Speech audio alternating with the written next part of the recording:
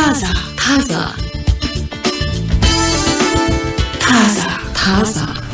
እሺ ታዛ ነው የሰማችሁ ያላችሁት የኤሎን መስክን ትሪሊየነር መሆን ምክንያት በማድረግ ብዙ ነገሮች ተብለዋል ግን እኛ ደግሞ ከሱ በመነሳት ምን እናወራለን ይፍታው የሆነው ሐሳብ ብቻ እየተንሰራፋ እንዳይመስል የፋይናንስ ምንም ዕውቀት የሌላቸው ያው ሀብትን ጠቅልሎ አንድ ሰው የመውሰዱ ጉዳይ ይፍታዊነትን እንግዲህ ሀብት ክፍፍል ላይ ችግር ያመጣል ብሎ የሚተቹአሉ እንድትፈሪ ያደርጋል አይደል አንዱ ዓለም ላይ ያለው ስጋት እኮ ይሄ ነው ጥቂቶች ብቻ እንዲመቻቸው አድርገው እየሰሯት ያለች ዓለም ናት ብዙዎቻችን እነሱን ያገለገልን ነው እነሱ እንደፈለጉ ያደርጉናል የሚለው በፋይናንስ ክርክር ውስጥ አሁን በተለይ ባለጸጎች ትላልቆቹ ዝርዝር ውስጥ ሲወጡ ተከትሎ የሚመጣ ክርክር ነው የተባለው አሳማኝ መስሎኮ ይመጣል ወይ ማይተ ነው በተግባር እንበልና የኤለን መስክ ቅድም ያልሽው አንደኛው ነገር ዶናልድ ትራምፕ ወደ ስልጣን ሲመጡ በጣም ደጋፊያቸው ነበር ወደ 277 ሚሊዮን የአሜሪካ ዶላር አይደል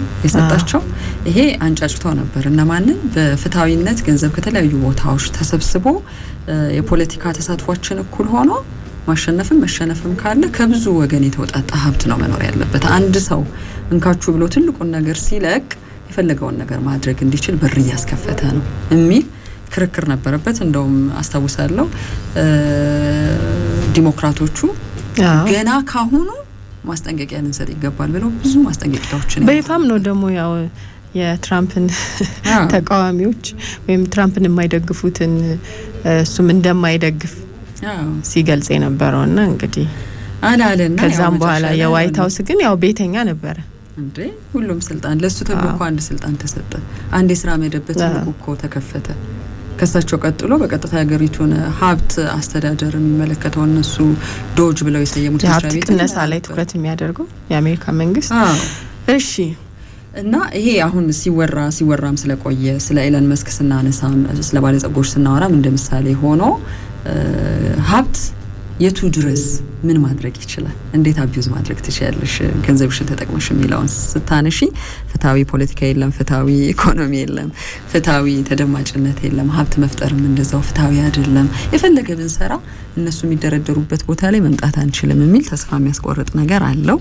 ብዙ ሪፖርቶችም ይወጡበታል ከዚህ ጋር በተገናኘ ግን ከዚህ በመለስ ያለውን ነገር እንመልከተው ራሳቸው ትራምፕና ቅድም ያለው ሮበርት ኪዮሳኪ የጻፉት መጽሐፍ እናንተኮ ሀብታም እንድትሆኑ ምን ፈልግበት ነጥብ አለ ያሉበት ነው ባለጸጎቹ ለረጅም ጊዜ አብረው ሰርተዋል እንደተባለው ብዙ ሐሳቦችንም የተጋሩ ሰዎች ናቸው ገንዘብን በተመለከተ አንድ አይነት አይምሮ አለን ብለው ምስክርነት የሚሰጡ ሰዎችም ናቸው ከዚህ ውስጥ አንዱ እንግዲህ መሰረት ጥለውልኛል የሮበርት ኪዮሳኪ የገንዘብ ፍልስፍናዎች ብለው የሚሏቸው ሐሳቦች አሉ ራሳቸው ዶናልድ ትራምፕም ከዛ በኋላ ለብዙ ሀብታቸው ለብዙ ስራቸው ስኬት የሆኗቸውን ነገሮችም በዝርዝር ያስቀምጣሉ ይሄን መጽሐፍ እንጻፍ ብለው ሲነሱ ከዚህ ማንነታቸውን ከገነቡበት የፋይናንስ ማንነት ጋር እንዴት የተጣጣመ እንዴት የተስተካከለ ነገር አለን የሚለውን ከተማመኑ በኋላ እንደሆነም ጭምር ያስቀምጣሉ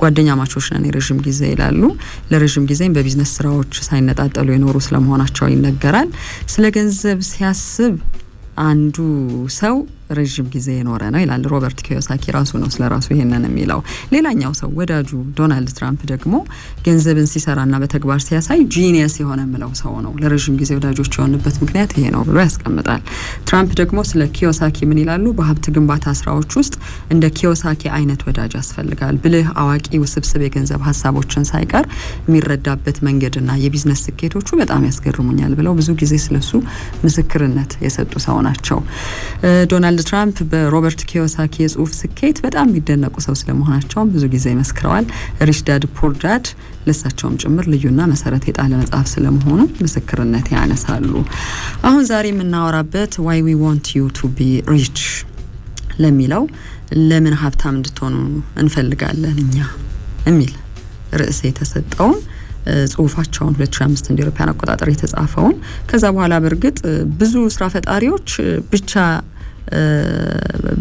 ከብዙዎቹ ስራ ፈጣሪዎች በጣም ጥቂቶቹ ብቻ ስኬታማ የሆኑት ለምንድነው የሚል መጽሐፍም ጽፈዋል 2011 እንደ አውሮፓውያን አቆጣጠርና ብዙ ስራ ፈጣሪዎች ያነበቡት አሁንም የሚያነቡት መጽሐፍ ነው ተብሎ ነው የሚነሳው። ስለዚህ ባለጸጎች እንዴት ነው እኛን የሚያስቡን እንዴት እንድንሆንላቸው ይፈልጋሉ የሚለውን መረዳት የምንችልበት ሀሳብን የያዘ መጽሐፍ ነው። ብዙ ባለጸጎች ባለሀብቶች ናቸው ፕሮዳክቶቻችንና አገልግሎታችንን የሚገዛ የትኛውን ማህበረሰብ ክፍል መገንባት አለብን በሚለው አብዝተው የሚጨነቁት ከመንግስታት በላይ የሚለው አንዱ ማሳመኛ ነገር ነው። ስራ አይደለም የሚፈጥሩት ምርት አይደለም የሚያመርቱት ወይም አገልግሎት ነው የሚሰጡት። ስለዚህ ኮንሱመር ይፈልጋሉ ሸማች ግዴታ ነው። አዎ ብዙ ባለሀብቶች ይሄ ማይንድ ሴት አላቸው። ይሄን ማይንድ ሴት እንድታቁት እንፈልጋለን የሚል ነው። ይሄ አገልግሎታቸውና ምርታቸውን በገፍ የሚገዛላቸውና የሚጠቀምላቸው ማህበረሰብ ክፍል ከሌለ ከማጋር ነው የሚቀጥሉት ምን እያደረጉ ነው የሚቀጥሉት የሚለው አንዱ ማሳመኛ ነው። ኔትወርክ ኢፌክትን መጠቀም እንፈልጋለን ይላሉ። ይሄ ኔትወርክ ኢፌክት በሀብት ግንባታ ውስጥ ምንድነው ለብዙ ባለጸጎች የፋይናንስ ስኬት ማለት ምንድነው ብለው አስቀምጠውታል እዚህ መጽሐፍ ውስጥ። መካከለኛ ገቢ ያላቸውን ሰዎች ማስፋፋት ብዙ እንዲሆኑ በመላው ዓለም ማድረግ ነው። ሸማች ተጠቃሚ ፍላጎቱ ያልተቋረጠና ያልተገደበ ለሚባለው መካከለኛ ገቢ ላለው ህዝብ ምርትና አገልግሎትን ያለ ገደብ ማቅረብ። አሁን ይሄ ሲዘረዝሩት ሸማች ምን አይነት ሸማች ፍላጎቱ ያልተቋረጠና ያልተገደበ በቃ ሲሸምት አገልግሎት ሲወስድ የሚኖር ይሄ ደግሞ ማን ነው ሚድል ክላሱ ነው ወደድንም ጠላንም። ይሄንን በሌላኛው መንገድ ያስቀምጣሉ። ይሄ ኔትወርክን አብዝተን እንፈልገዋለን ይላሉ። ሚድል ክላስ ኔትወርክ የምንለው ይሄንን ነው። ይሄን መገንባትና ማስፋፋት ካልቻልን ከማን ጋር ኔትወርክ እንፈጥራለን የሚለውን አስቀምጠዋል። ብዙ ባለጸጎች ብልህ ችሎታ ያለው በራስ መተማመን የቻለ በአግባቡ መሰረታዊ ፍላጎቱን አሟልቶና ተጨማሪ ክህሎት ኖሮት እነሱን የሚያሳድግ የሚቀጠርላቸው ሰው ይፈልጋሉ። ይሄ ሰው ከየት ይመጣል? አሁን ከሚድል ክላስ ነው የሚመጣው። ለምን? ይሄ አሁን እነሱ የጠቀሷቸው ማንነቶች ያሏቸው ሰዎች ጥራት ካለው ትምህርት ስርዓትና ስልጠና የሚወጡ ናቸው። ጥራት ላለው ትምህርትና ስልጠና የሚከፍሉት ማን ናቸው? ሚድል ክላስ ያላቸው ሰዎች ናቸው። ስለዚህ የትምህርት ስርዓታችንን ስንመለከት ከየት ቦታ እንደማይወጣሉ የሚለውን የምትተነብይ ዓለም ሆናለች። ተረጋግቶ መኖር ከቻለ ማህበረሰብ ነው እነሱ ድሪም ያደረጉትን ነገር ወይም ያለሙትን ነገር በተግባር መሬት ላይ አውርዶት ሰርቶ ገንዘብ እንዲያመርቱ የሚያደርጋቸውን ሰው ማግኘት የሚችሉት። ይሄ ሌላኛው ማሳመኛ ነው። ኤለን መስክን ብንል ብቻውን ገንዘብ አይሰራም። ባሉት ትላልቅ ህልም በተሸከሙ ካምፓኒዎች ውስጥ የሱን ህልም በተግባር የሚሰሩ ባለትላልቅ ክህሎት ባለትላልቅ ብልሃት ባለትላልቅ ተወዳዳሪነትን የጨበጠ አይምሮ ያላቸው ሰሪዎች አሉት ማለት ነው። ተቀጣሪዎች አሉት። እነሱ ግን ሚድል ክላስ ናቸው። ምናልባትም ከሚድል ክላስ ከፍ ያሉ ናቸው የሚለውን እንደ ማስቀመጥ ነው። ሌላኛው የሀብት ግንባታ ማይንድ ሴት የሚለውን እንድንረዳቸው ይፈልጋሉ። ወይም ይሄ ዌልዝ ቢልዲንግ ማይንድ ሴት የምንለውን ሀብት የሚገነባ ትውልድ እንዲመጣ አጥብቀን እንመኛለን ይላሉ እዚህ መጽሐፍ ውስጥ። ይሄ ማለት ምንድነው? ስልታዊ ጨዋታ ወይም ስትራቴጂክ ጌም እንዲሆን እንመኛለን። ከምን ይልቅ ይላሉ አነጻጽረውት በህይወት ለመቆየት ከመታገል ይልቅ ለሰርቫይቫል ስትራግል ከሚኖር ህዝብ ይልቅ ስልታዊ ጨዋታ ቢያደርገው ወይም ደግሞ ስትራቴጂክ ጌም ቢያደርገው ገንዘብ መስራትን ይሄን ማህበረሰብ በደንብ ይጠቀሙበታል ማለት ነው።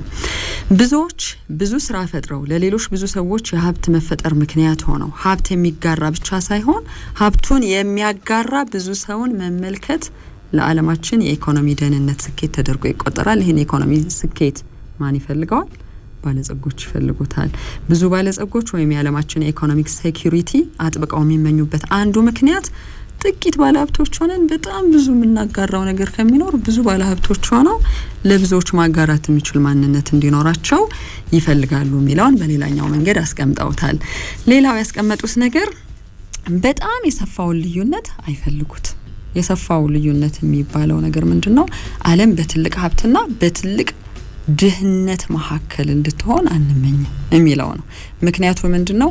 ዘላቂ ያልሆነ ኢኮኖሚ ይፈጠራል።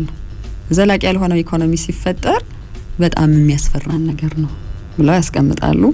የማህበረሰብ ፋታ ማጣትን ይዞ ይመጣል። የማህበረሰብ ፋታ ማጣት ሶሻል አንድረስት የሚለውን እዚህ መጽሐፍ ውስጥ አካተውታል። ሶሻል አንረስት ወይም ፋታ የሚያጣ ማህበረሰብ እየበዛ ከመጣ ኮንሱመር የለም ወይም ደግሞ የነሱን አገልግሎት የነሱን ምርት በብዛት ያለ ገደብ የሚገዛ የለም የሚለውን አስቀምጠዋል። ሌላው ያነሱት ነገር በመለገስ መኖርን ይፈልጉታል። በመለገስ ግን የሚኖሩ ስለምንድን ነው ባለጸጎች? በመለገስ የሚኖሩት ደግ ብቻ ስለሆኑ አይደለም፣ ሚድል ክላስን ለመፍጠር ነው። ለምሳሌ ባለጸጎች ደግፉ ሲባል ትምህርት እንዲሻሻል፣ ጤና እንዲሻሻል፣ ግብርና እንዲሻሻል፣ አምራችነት እንዲጨምር የሚል አይደል እንጂ ለግለሰቦች አካውንት ውስጥ ይሄ ገንዘብ ገባ ሲባል የሰማነው ድጋፍና የቻሪቲ ጉዳይ የለም እስከዛሬ። የድሆችን ኑሮ ማሻሻል የፈለጉት በጣም ድህነት ውስጥ ካለው ማህበረሰብ ይልቅ መካከለኛ ገቢ ያለው ማህበረሰብ እንዲፈጠርላቸው ነው። ምክንያቱም ያወጡትን ገንዘብ እጥፍ በጥፍ መልሰው መሰብሰብ ይፈልጋሉ። ያወጡትን ገንዘብ መሰብሰብ የሚፈልጉት ሚድል ክላሱ እንዲበዛ በማድረግ ነው። ሚድል ክላሱ በዛ ማለት እነሱ ለሚሰሯቸው ስራዎች ተቀባይ ያገኙ ማለት ነው። ስለዚህ እርስ በርስ የሚገናኝ ነው። ጊቪንግ ባክ ይሉታል እንደውም ይሄንን ስልታቸው። አብላጫዎቹ ኢንቨስተሮች ናቸው። አብላጫዎቹ ትላልቅ የቴክኖሎጂ ካምፓኒዎችን የሚመሩ ናቸው። አብላጫዎቹ አገልግሎት የሚሰጡ ናቸው። ይሄን አገልግሎት ማን ይወሰደው?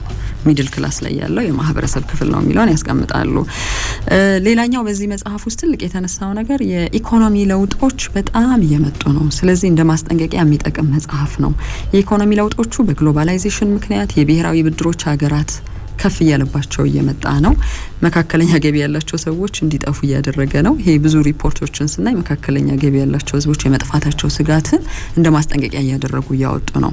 እነሱ ግን 2005 ላይ አስቀድመው እንደ ማስጠንቀቂያ የተጠቀሙት ሪፖርት ነው። ይሄ ሀብትን በሰፊው ካልሰራን፣ ሀብት ያላቸው ሰዎች ካልበዙ፣ መካከለኛ ገቢ ያላቸው ሰዎች በከፍተኛ ድህነት ውስጥ ተጨምረው የድሆች ብዛት ዓለምን ያስጨንቃል። አሁን ያለው የድሆች መጠን አለ በመላው ዓለም ላይ።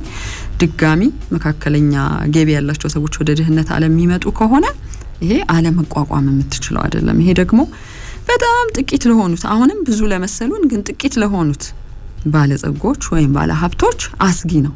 በጣም ጥቂት ባለሀብቶች ዓለም የተሸከመችው እጅግ በጣም ብዙ ድሆች የሚለው ካልኩሌሽን እንደማይሰራ ቅድም ስላየ ነው።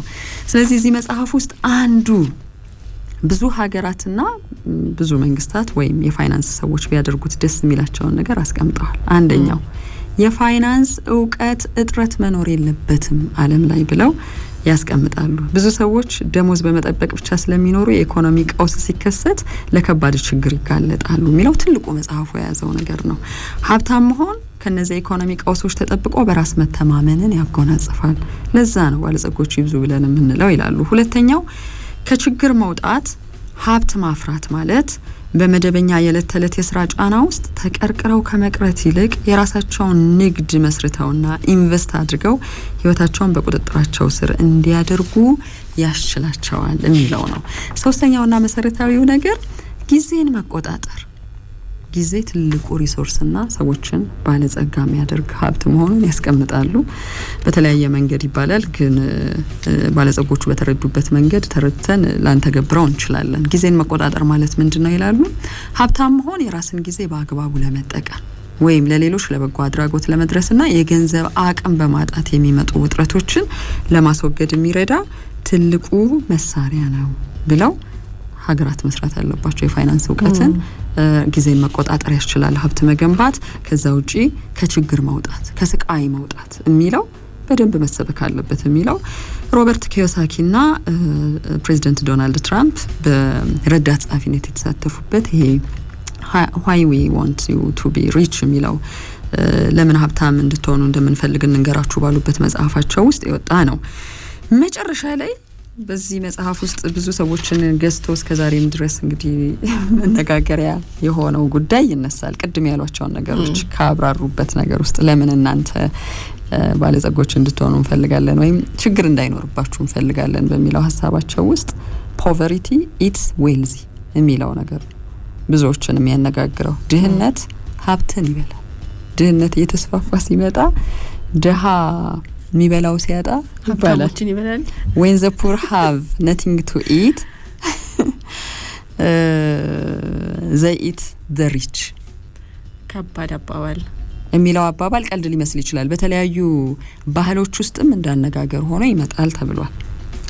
በጣም ብዙ የሚበላው ባጣ ማህበረሰብ ውስጥ ያለ ባለሀብት ራሱን እንደ ባለሀብት መቁጠር የለበትም። ሌላኛው ትልቁ ድሃ እሱ ይሆናል የሚል ሌላም አባባል አለ።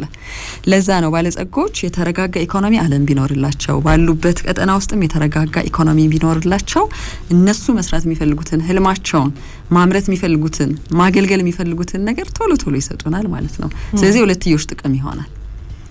ሁለቱ ጽንፍ ከሚሆን ይልቅ በጣም የገሰገሰው ሀብትና በጣም የደቀቀው ማህበረሰብ ከሚፈጠር ይልቅ ሁለቱን ማገናኘት የሚችለው ሚድል ክላስ የሚባለው በእርግጥ የሚድል ክላስ አይነትም አለ ተብሎ ያብራሩበት ነገር አለ። ግን አማካይ መካከለኛ ገቢ ያለው ማህበረሰብ ሲፈጠር እነሱን ማገልገል ይችላል፣ ለራሱ የህይወት ስኬት መገልገል ይችላል የሚለው የጻፉበት ነገር ነው። ግን የፋይናንስ እውቀት በሚለው ነገር ውስጥ ብዙ ነገር አንስተዋል።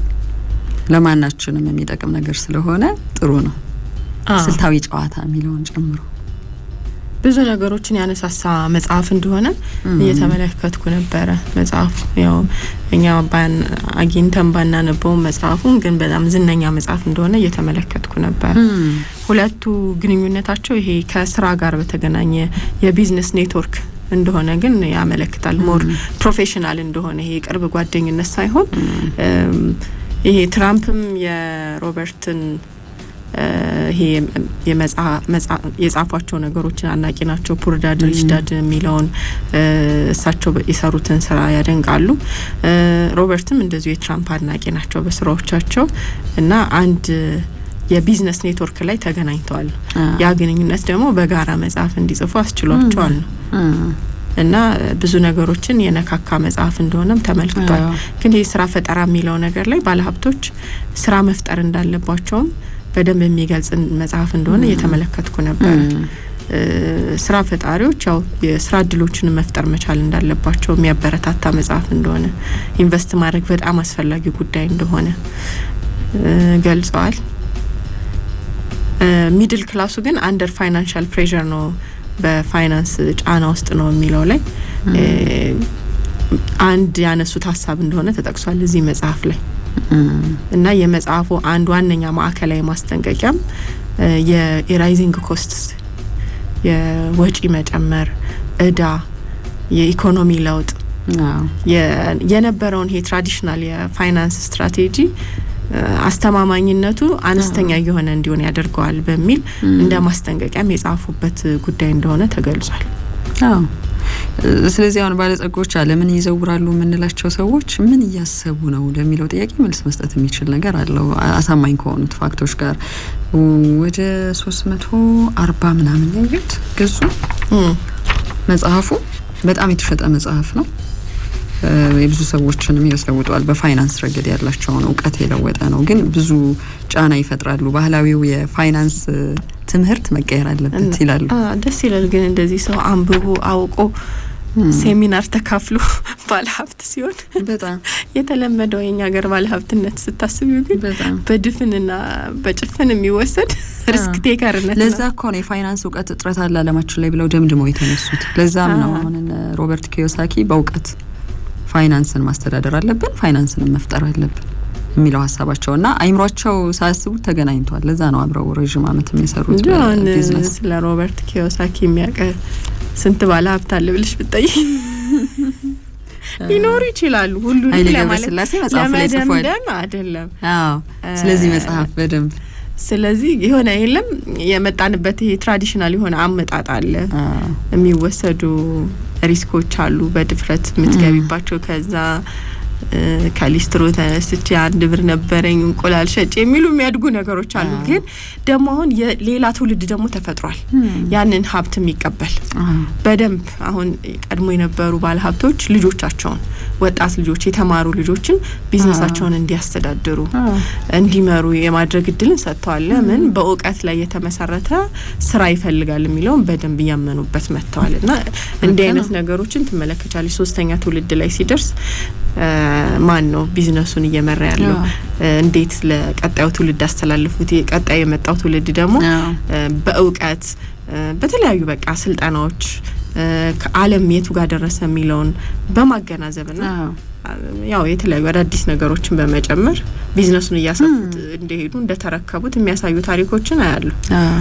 ጎን ለጎንም ቢያዩዋቸው ልዩነቶቹን ቨርሰስ እያለ ያዩዋቸው ነበር። ከጊዜ አንፃር እዛ ውስጥ አንገባም ነው እንጂ ለምን ጥቂቶቹ ስራ ፈጣሪዎች ሀብታም ይሆናሉ፣ ለምንስ አብዛኞቹ ስራ ፈጣሪዎች ሀብታም አልሆኑም ከሚል ደግሞ ቅድም ያልኩሽ 2011 ላይ የጻፉት መጽሐፍ አለ። ሁለቱም ሮበርት ኪዮሳኪም ትራምፕም ረዳት ጸሐፊ ሆነው እዛ ላይ አንዱ የተጠቀሰው ነገር ቅድም ካልነው ከዚህኛው መጀመሪያ ካነሳ ነው መጽሐፋቸው ጋር የሚገናኘው ነገር ስራ በመፍጠር ውስጥ ግፊት አድሮብናል አይደል? ሁላችንም መፍጠር አለብን በሚል ባለጸጋ ላይ ያረግሽ ይችላል። ስራ መፍጠርሽ በራሱ መተዳደሪያሽ ግን ሊሆን ይችላል የሚል ሀሳብ ተነስቷል።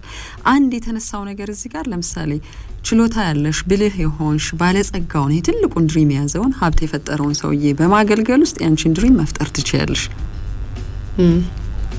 ሳትፈጥሪ ስራ ማለት አገልግለሽ ጥሩ ክፍያ ከከፈለ እሱን እኮ ነው የተባለው። አሁን ብዙ ባለጸጎች ምን ይፈልጋሉ የሚለውን አረጋገጡ።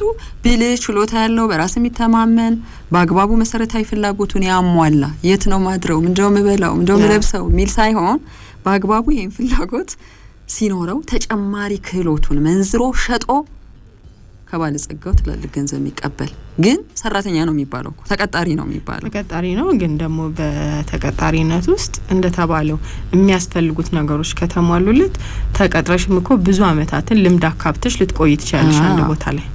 ከየት ይመጣል? ጥራት ካለው ትምህርት ቤት። ያው ደግሞ አሁን ስራ ፈጠራ እየተባለ ነው የሚነገረው አይደል? በቃ የሆነ ቢዝነስ ከፍተሽ ገንዘብ ስለማግኘት የራስሽን ድርጅት ስለመምራት በጣም ይሰበካል። ግን የተባለው ነገር ትልልቅ ደግሞ ተቋማት አሉ። እነዛ ተቋማት ውስጥ ደግሞ የሚያገለግሉ ሰዎች አሉ፣ ሀብት የሚያንቀሳቅሱ። እነሱ አስፈላጊው ጥቅማቸው እስከተሟላላቸው ድረስና የጥቅም ተካፋይ እስከሆኑ ድረስ ተረጋግተው ይሰራሉ። በቃና ይሄ ደግሞ ሙያ የሚባለው ነገር በሂደት የሚገነባ ነገር የሚገኝ እውቀት ተረጋግተሽ አንድ ቦታ ላይ ስትሰሪ የምታበረክቸው አስተዋጽኦ ነው። ስፔስ ኤክስ ውስጥ መቀጠር ማለት ነው። ቴስላ ውስጥ የሆነ ክፍሎች ውስጥ ማኔጀር መሆን ማለት ነው እኮ ያው እንጂ ኤለን መስክም እኮ ትምህርት ተምሮ አይደለም ያን ያክል። ሀብቱን ከፈጠሩት በኋላ ግን እነኚህ ክህሎቶች ግን ስለ ኤለን መስክ ሳይ ማለት ነው የገረመኝ ነገር ገና ትንሽ ሆኖ ነው ስራ የጀመረው። ራሱን 12 አመቱ ላይ ፕሮግራሚንግ አስተምሯል። ከዛ አንድ ቪዲዮ ጌም ሰራ ብላስታር የሚባል ማለት ነው። ከዛ ያንን ኮድ በ$500 ሸጠው ነው። ሌላው ግን ስለሱ ፒኤችዲ ፕሮግራም ስታንፎርድ ዩኒቨርሲቲ ጀምሮ ነበረ። ግን ከሁለት ቀናት በኋላ አቋርጦ ወጥቶ ወደ ኢንተርኔት ስታርታፕ ገባ ነው። ደግሞ ሆን ብሎ $1 ለመኖር ራሱን ቻሌንጅ አድርጎ ነበር የሚል መረጃ ያየው ነበር። ካናዳ ያለና ኮሌጅ ያለ እስቲ በትንሽ ምግብና በጀት እንዴት መኖር እችላለሁ የሚለውን ቻሌንጅ አድርጓል ራሱን ነው። ያው ትናንሽ ምግቦችን እየበላ ሆት ዶግ፣ አንድ ብርቱካን፣ ትንሽዬ ፓስታ ያው ትናንሽ ሳንቲም የሚገዙ ምግቦችን ማለት ነው። ከዛ ምን ኤክስፐሪመንት አደረገ፣ ሙከራ ሰራ ነው የተባለው። ይሄንን ነገር መቋቋም ከቻልኩ የፋይናንስ ሪስክንም አደጋንም መቋቋም የምችልበትን ትምህርት ይሰጠኛል የሚለውን ኤክስፐሪመንት ያደረገበት እንደሆነ ይናገራል ነው። ፕሮሰሶቹ የሚገርሙ ናቸው። ከዛ ውጪ የጄምስ ቦንድ የባህር ጠላቂ መኪና The Spy Who Loved Me የሚል ፊልም ላይ የታየ ያው የፊልም ዓለም ታሪክ ነው። ግን ያ መኪና ባህር ጠላቂ እንደ ባህር ሰርጓጅ እንደምንለው አይነት መኪና ነው እና ያችን መኪና ገዝቷል ነው። ግን ሪያሊቲ ላይ ለማምጣት ነው፣ በእውነታው ዓለም ይሄንን ነገር ለመፍጠር ነው። እና ሀሳቡ በጣም ክሬዚ የሆነ ሀሳብ ነው። በጣም ይሄ የማይታሰብ የሚመስሉ ትላልቅ ህልሞችን የሚያለም ሰው ነው። ከዛ ውጪ ደግሞ ሌላው አስገራሚ ነገር ለልጆቹ የተለየ ትምህርት ቤት ፈጥሯል። ዩኒክ ስኩል አለው ነው። ምክንያቱም ይሄ ትራዲሽናል በሚባለው ኤጁኬሽን ትምህርት በተለመደው አመጣጥ እርካታ የለውም። ስለዚህ አንድ አነስተኛ ኤክስፐሪመንት ሰራ ነው። አሁንም አድ አስትራ የተባለ ከዛ አስትራኖቫ የተባለ ችግር ፈቺና ክሪቲካል ቲንኪንግ ላይ ምንድነው ምክንያታዊ አስተሳሰብ ላይ ትኩረት የሚያደርግ የትምህርት አሰጣጥ ላይ ትኩረት የሚያደርግ ነው። ስለዚህ ከተለመደው የግሬድ አሰጣጥ ላይ ግሬድ ላይ ያተኮሩ በቃ የለመድነው የትምህርት አሰጣጥ ይልቅ በዚህ መንገድ ላይ ያተኮረ ትምህርት መሆን አለበት የሚል ኤክስፐሪመንት ማለት ነው የሰራው ልጆቹ ላይ። አይገርም 7 ልጆች ያሉት ያው ትንሹ መነጋገሪያው እንዳለ ሆነ ከስማ ወጣቱ ጀምሮ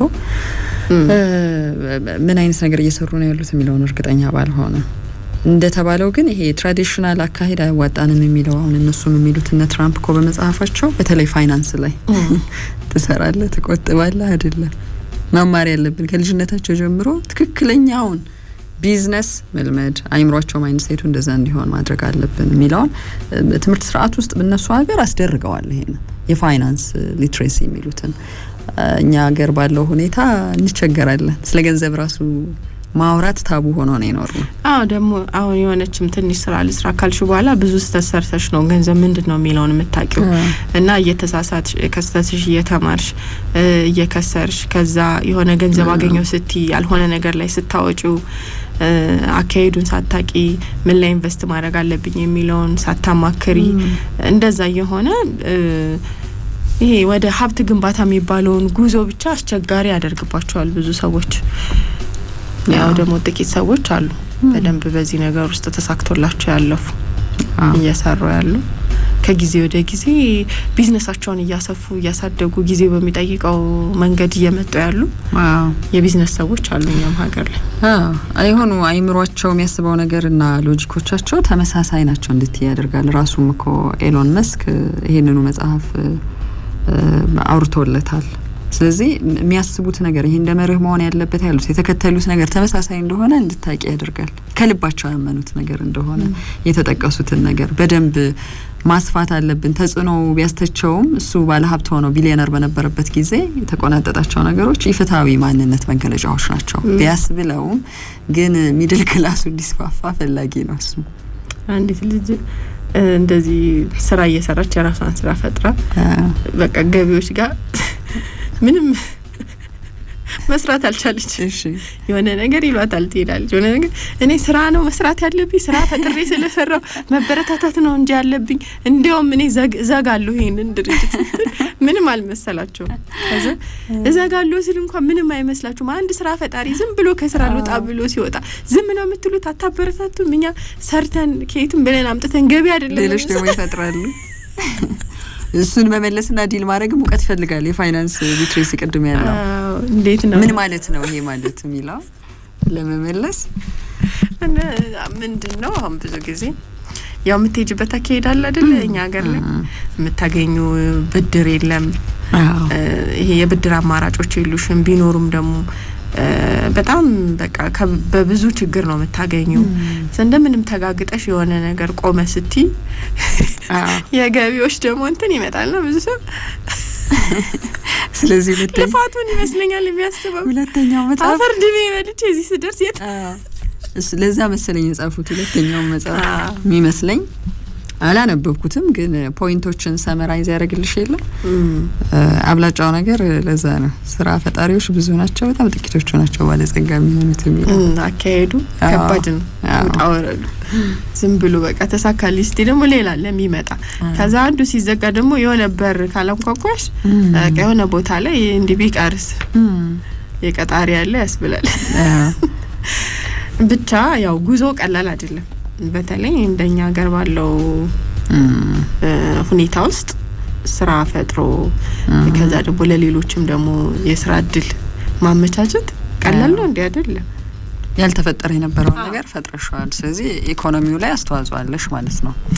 እሺ ታዛ ነው እየሰማችሁ ያላችሁት። ታዛ